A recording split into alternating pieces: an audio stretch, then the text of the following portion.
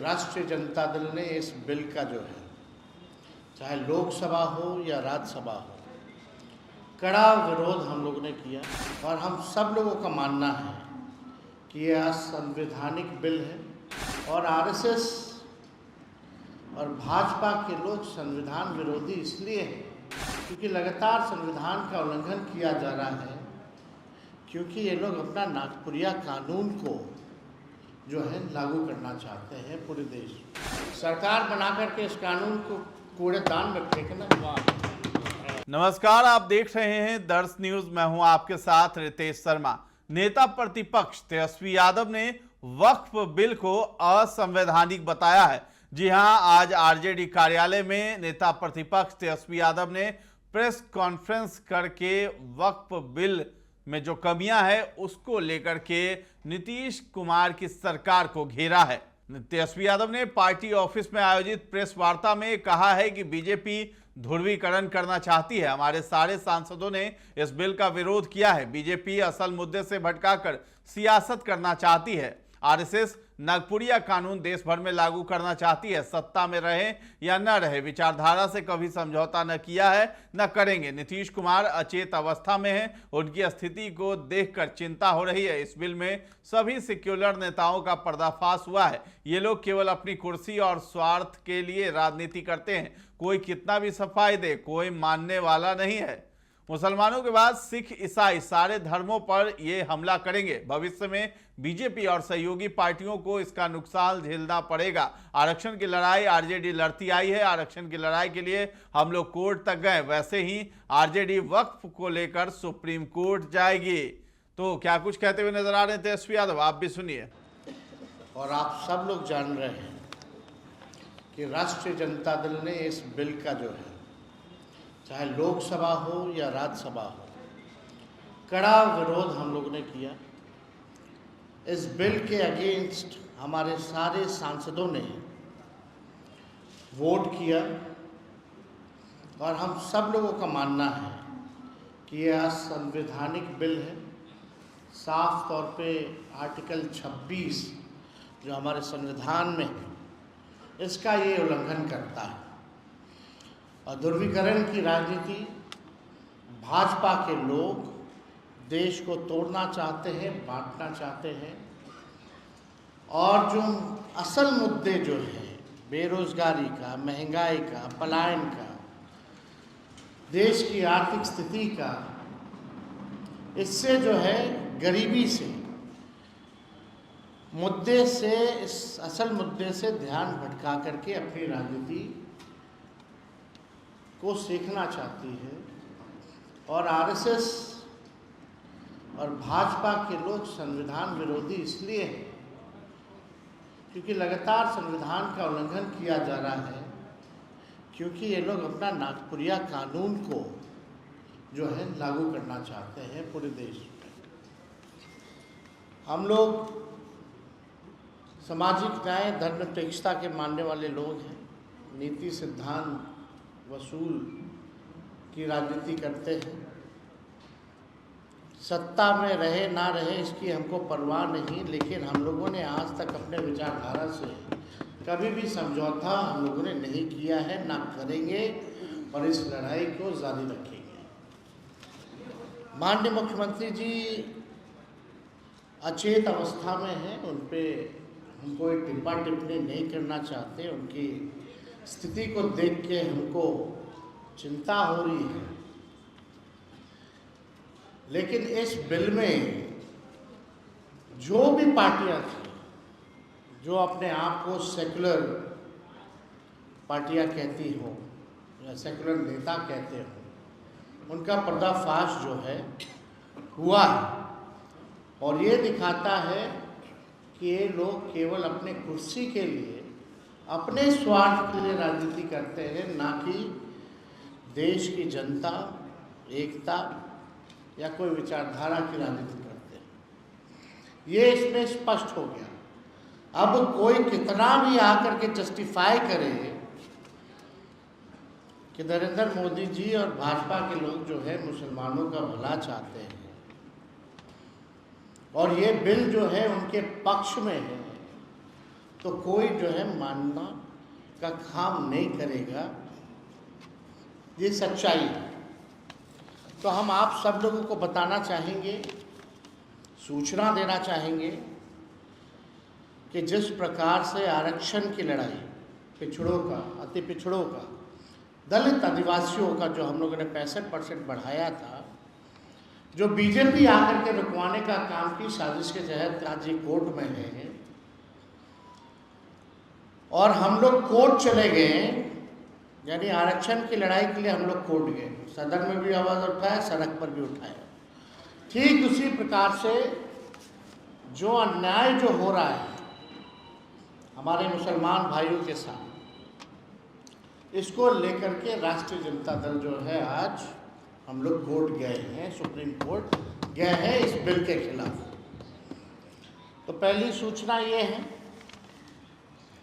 अब आप बताइए, दिन रात जो लोग मुसलमानों को गाली देते हैं, खुलेआम टीवी पे गाली देते हैं, संसद में इनके सांसद मुस्लिम सांसदों को मुल्ला जिहादी बोलते हैं, इनके सांसद और केंद्र मंत्री गोली मारो सालों को नारा, ऐसी नारों का जिक्र करते हैं, प्रधानमंत्री कहते हैं इन्हें कपड़ों से पहचानो, प्रधानमंत्री कहते हैं मंगलसूत्र छीन लेगा, इनके बिहार के बछौल कहते हैं कि इनको चुनाव का वोटिंग का अधिकार छीन लेना चाहिए, होली में बाहर मत निकलो। और ये लोग ढोंग कर रहे हैं मुसलमान भाइयों के हितैषी होने का। ये हम सब, पूरी देश की न्यायप्रिय जनता ये जानती है कि असल मुद्दों में से ध्यान कैसे भटकाए, इसलिए जो है ये बिल जो है लाया जा रहा है। हमारी सरकार आने पर किसी भी कीमत पे इस बिल को हम लोग बिहार में लागू नहीं होने देंगे, किसी भी कीमत पर। कूड़ेदान में ये बिल को फेंका जाएगा हमारी सरकार जब बनेगी। और मैं दलित भाइयों से, हिंदू और पिछड़े अति पिछड़े हिंदू भाइयों से कहना चाहता हूँ कि ये आरएसएस, बीजेपी दलित, पिछड़ा, आदिवासी को सामाजिक, राजनीतिक, आर्थिक, शैक्षणिक और धार्मिक रूप से मुख्य धारा में दूर करने की दीर्घकालिक प्रोजेक्ट है। यानी ये नहीं चाहते हमारे जो हिंदू भाई हैं, चाहे दलित हों, आदिवासी, पिछड़ा, अति पिछड़ा, अभी तो मुसलमान निशाना, लेकिन असल निशाना दलित है, पिछड़ा है, आदिवासी है, अति पिछड़ा है।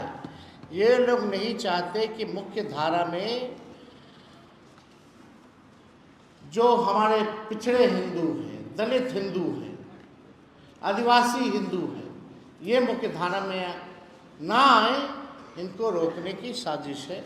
इसलिए आपने देखा होगा 65% आरक्षण भी इन्हीं लोगों का, इस एनडीए की सरकार ने हम लोगों की मांग थी अनुसूची 9 में डालने का, कैबिनेट से हम लोगों ने भेजा था, लेकिन नहीं किया। और मुसलमान के नाम पर, मुसलमान के साथ साथ ये मंडल वाले हिंदुओं का अहित और नुकसान करना चाहते हैं। मुसलमान ही नहीं, इसका निशाना दलित, पिछड़ा, सब लोग। आप लोग लगातार देखिएगा, गरीबी सबसे ज़्यादा, बेरोजगारी सबसे ज़्यादा, पलायन, ये कौन, ये पिछड़ा है, दलित है। इनको आपने नौकरी के लिए क्या किया, मुख्य धारा में लाने के लिए आपने क्या किया? हमने विधानसभा में आंकड़ा दिया था, 0.5% का भी आधा अति पिछड़ा और दलित समाज का ना डॉक्टर है, ना इंजीनियर है। ये बिहार में ये स्थिति है। आप इनके लिए क्या योजना ला रहे हैं? इनको कौन आगे बढ़ाएगा?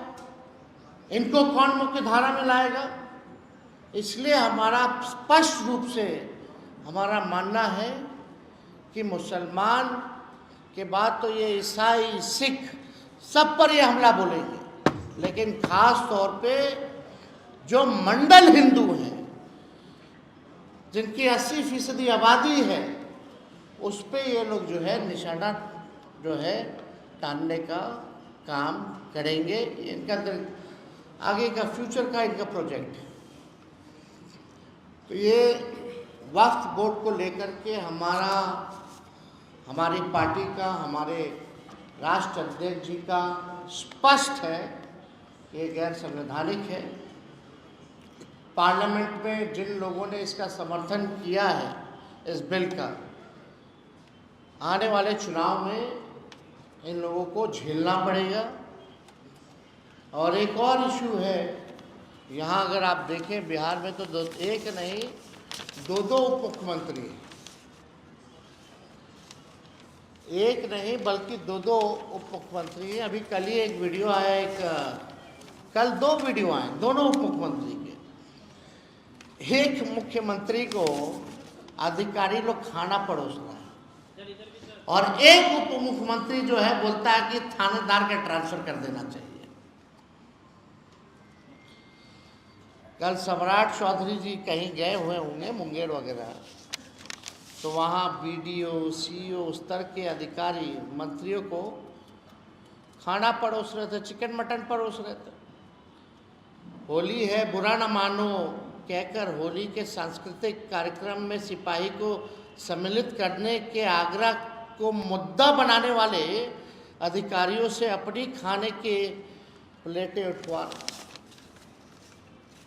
और दूसरी तरफ उप मुख्यमंत्री विजय सिन्हा जी हैं, कितने असहाय और असमर्थ लग रहे हैं कि अपनी ही सरकार के में थानेदार को हटाने के लिए घोस्ट रिक्वेस्ट कर रहे हैं।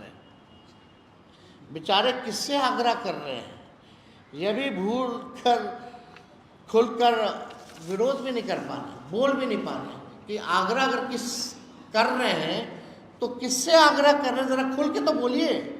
किसको बोल रहे हो कि थानेदार को हटाना? आप तो उप मुख्यमंत्री है। तो स्थिति देख लीजिए प्रशासन क्या क्या हुआ।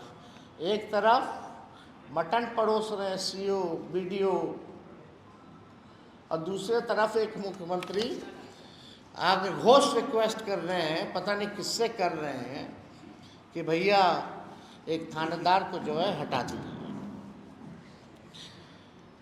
जदयू पार्टी की जो स्थिति है, नीतीश कुमार जी के फोटो को हटा करके अब तो नरेंद्र मोदी जी का फोटो लगाया जा रहा है। जदयू पार्टी में है, मोदी जी की तस्वीर लगाई जा रही है। खाली चुनाव तक ये नीतीश कुमार जी को जैसे तैसे साथ रखेंगे और उसके बाद क्या परिणाम होना है ये स्पष्ट है, ये सब लोग जान रहे हैं। भाजपा के लोग नीतीश कुमार जी को जैसे तैसे केवल चुनाव तक साथ रखेंगे, उसके बाद पूरी बिहार की जनता जानती है कि उनके साथ भाजपा के लोग जो है क्या करेंगे। जदयू अब बीजेपी के बिहार की इकाई का एक वंचित, उपेक्षित और अल्पसंख्यक विरोधी प्रकोष्ठ बन करके रह गया। ये जदयू की आज के हाल में स्थिति बन गई। करे तो करे क्या? अब मुख्यमंत्री को उप मुख्यमंत्री हाथ फेर दे रहा है, कोई अधिकारी हाथ फेर दे रहा है, हाथ दबा दे रहा है, अचेत अवस्था में है। क्या हो रहा है ये सब हम लोग देख रहे हैं।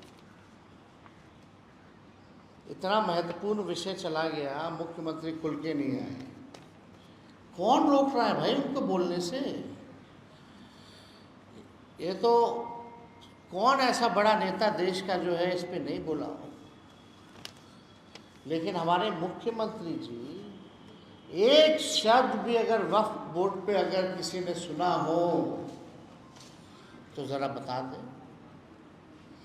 जब इतने महत्वपूर्ण विषयों पे वो चुप रह रहे हैं तो बिहार सरकार कैसे चल रही है, 13-14 करोड़ लोगों का भविष्य सुरक्षित है कि नहीं है, इस पे सवाल तो खड़ा होता ही। आज भी हमने देखा कि जबरदस्ती थोपा गया है जदयू के लोगों को, भाई बैठो तुम लोग, जितना लोग हो प्रेस कॉन्फ्रेंस कर लो, थोप करके बैठाया गया है।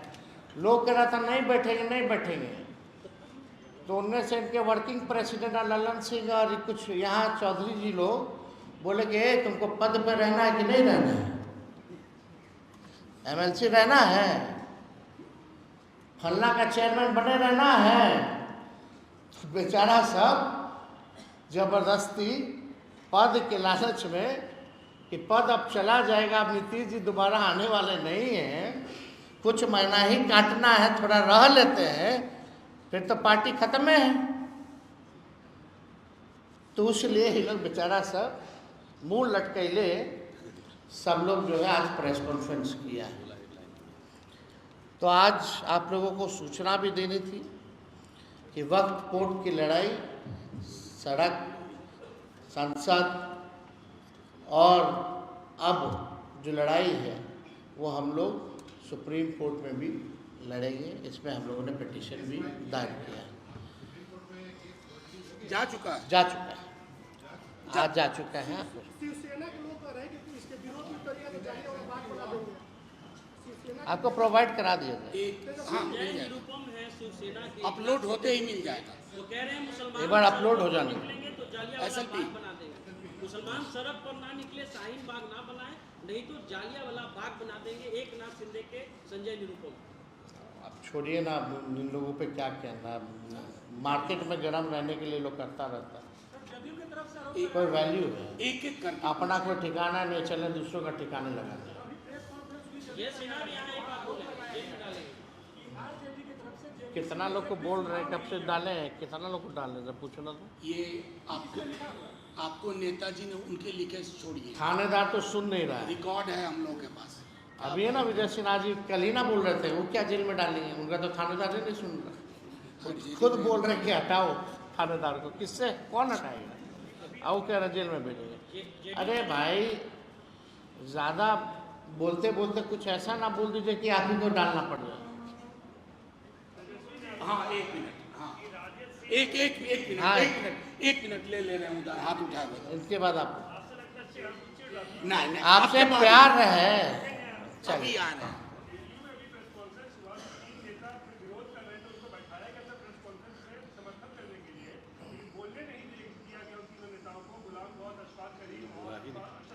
अरे 3 नेता ने, सब बेचारे के पास कोई जवाब तो था नहीं।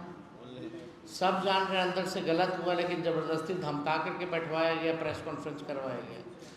रहना, हम तो बोले ना भाई, सीधे फ़ोन किया कि कर क्यों नहीं रहे हो, नहीं करोगे तो रहना है ना। एमएलसी उनका क्या है? एक मिनट, हाँ, अरे नूरशन जी, अरे पूछो। हाँ वही नहीं, तेजस्वी जी ने आपको जवाब दे दिया, मैं देता हूँ। आप जगदम्बिका पाल से पूछिए, विजय सिन्हा जी सम्राट चौधरी से नहीं। हमने खुद जाकर के मेमोरेंडम दिया और ईमेल में एविडेंस है 18 पॉइंट्स का, बिहार में हमारे सहकर्मियों ने दिया। तो इन जिनको जानकारी नहीं है उनकी टिप्पणी पर तेजस्वी जी नहीं, यहाँ भी लोग आए थे, सब लोग हमारे रिप्रेजेंटेटिव गए थे, कड़ा विरोध से दिया है बिहार में मैंने खुद दिया। दूसरों का सवाल पूछो। एक मिनट आराम से। सवाल पूछने दीजिए। अभी जो लोग नीतीश जी का चेहरा लेकर के जो ढोंग कर रहे हैं और जो सरकार पीछे से चला रहे हैं, मलाई जो लोग खा रहे हैं, वो लोग तो भाजपा में ही हैं। तो आप समझ लीजिए, विलय हो ना हो, काम तो भाजपा ही क्या ना कर रही है। एक मिनट, इधर से लेने दीजिए। अरे इधर से लेने दीजिए, इधर से कोई सवाल। अब उधर वो कह रहे थे, हाँ, आपका सवाल लिया जाए।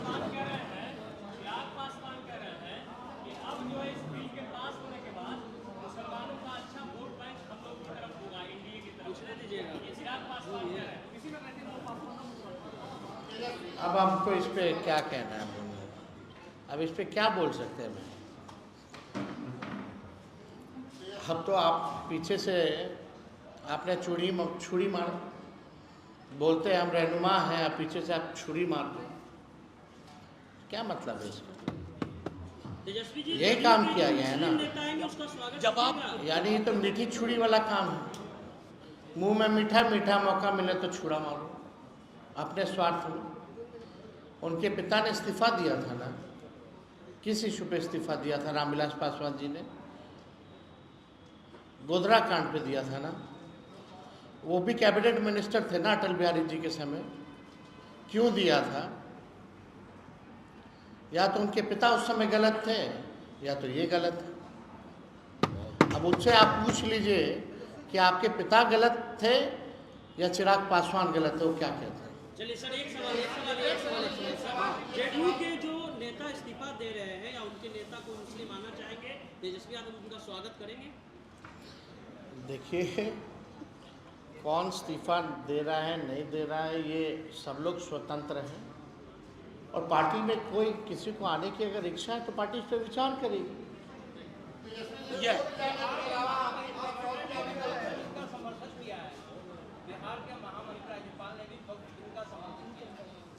उनकी अपनी राय हो सकती है भाई, हम किसी का राय थोड़ी मानने आए हैं, हम अपनी राय को रखने आए हैं। आप बताइए।